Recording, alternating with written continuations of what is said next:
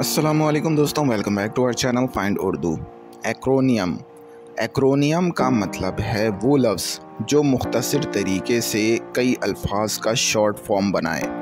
ये मुख्तलिफ़ अल्फाज के इनिशियल्स को मिलाकर बनाया जाता है।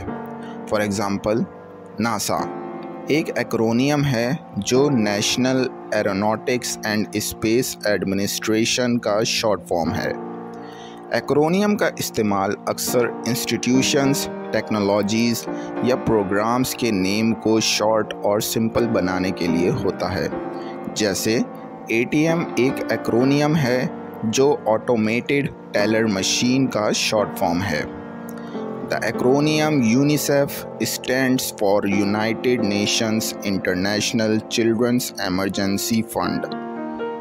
एक्रोनियम यूनिसेफ का मतलब United Nations International Children's Emergency Fund है।